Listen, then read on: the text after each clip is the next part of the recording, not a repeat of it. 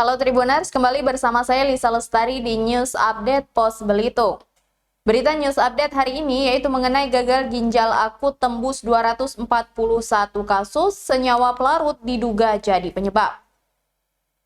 Dilansir dari Tribun News, zat kimia berbahaya yang terkandung dalam obat jenis sirup bernama etilen glikol dicurigai menjadi biang kerok munculnya kasus gagal ginjal akut pada anak. Ketua Ikatan Dokter Anak Indonesia atau IDAI, Dr. Piprim B. Yanuarso, SPAK, menjelaskan alasan mengapa para tenaga medis saat ini mencurigai etilen glikol atau EG sebagai zat berbahaya. Ia menyampaikan bahwa kasus ini tidak hanya menjadi perhatian pemerintah saja, namun juga para tenaga kesehatan yang selama ini memiliki bidang yang concern terhadap penyakit anak, terutama terkait ginjal. Para tenaga medis ini termasuk mereka yang turut ditugaskan menjadi Satgas COVID-19 melakukan diskusi dan penanganan pula terhadap pasien gagal ginjal akut yang merupakan kelompok anak-anak ini.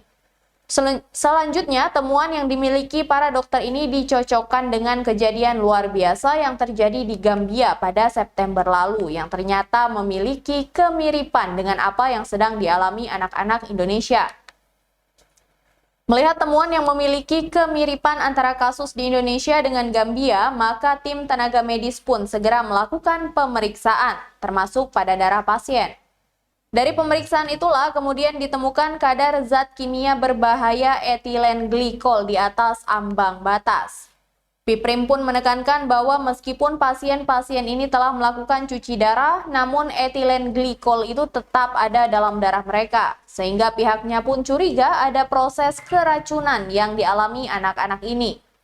Terlebih saat ini angka kematian dalam kasus gagal ginjal akut pada kelompok anak ini telah mencapai di atas 50%. Ia pun tidak ingin kasus ini terus meningkat dan menimbulkan korban jiwa, khususnya pada kelompok anak-anak.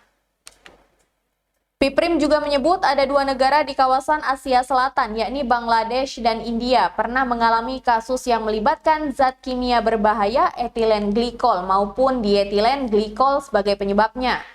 Bangladesh misalnya, temuan kasus ini bahkan mencapai 339 dengan status gagal ginjal fatal karena konsumsi obat sirup paracetamol elixirs yang diduga mengandung DEG.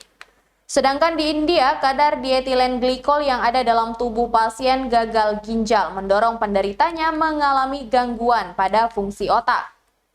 Baru-baru ini, kasus gagal ginjal akut pada balita dan anak akibat konsumsi obat batuk sirup juga terjadi di Gambia, Afrika.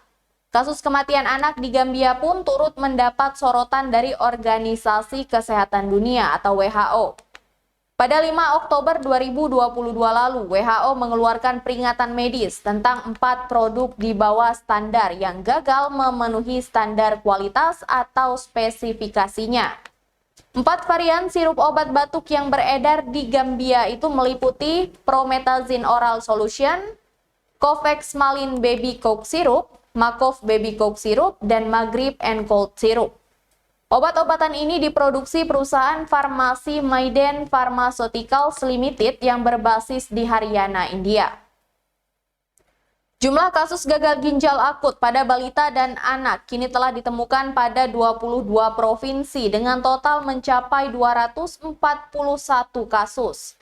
Temuan ini berdasarkan pada data yang disinkronisasikan dengan Kementerian Kesehatan. Sedangkan terkait tren kasus ini cenderung tinggi pada Oktober ini, yakni mencapai 110 kasus gagal ginjal akut. Kendati demikian, tingginya temuan kasus gagal ginjal akut pada anak untuk periode Oktober ini belum tentu mengindikasikan adanya tren lonjakan. Sementara itu, terkait kelompok usia yang mengalami kondisi ini didominasi oleh usia 1 hingga 5 tahun. Meskipun ada pula pasien yang memiliki rentang usia remaja yakni antara 11 hingga 18 tahun. Badan Pengawas Obat dan Makanan atau BPOM memang tidak melakukan pengawasan terhadap pencemar atau zat kontaminan yang ada dalam produk obat. Hal itu diakui Kepala BPOM Penny Lukito. Menurut Penny, mengacu pada standar global, pengawasan terhadap produk obat memang tidak mesti mengecek satu per satu produk. Ketentuan internasional yang dimaksud adalah bahwa saat registrasi produk obat, perusahaan farmasi tidak boleh menggunakan bahan etilen glikol dan dietilen glikol sebagai bahan baku obat. Namun EG dan DG berpotensi muncul dari hasil digunakannya pelarut, semisal dalam obat-obatan sirup, dari bahan-bahan propilen glikol, politilen glikol, sorbitol, dan gliserin. Kemunculan EG dan DG sebagai kontaminan diizinkan dalam batas tertentu yang dapat ditoleransi tubuh, yaitu 0,5 mg per kilogram berat badan per hari. Pengendalian kualitas atau quality control obat jelasnya ada pada mekanisme internal perusahaan farmasi. Pihak perusahaan farmasilah yang melaporkannya ke BPOM. Penny menjelaskan pihaknya pun tidak asal terima laporan tersebut, tetapi juga melakukan verifikasi dan uji sampling sebelum dipasarkan, dan juga uji sampling setelah dipasarkan, berbasis risiko.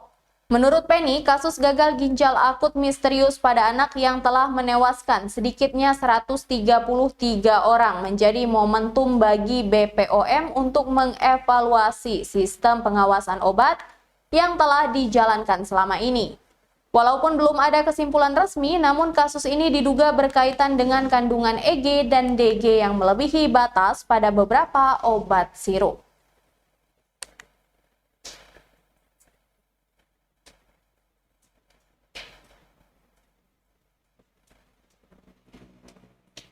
Baiklah Tribuners, demikian news update Pos Belitung hari ini. Terima kasih dan sampai jumpa.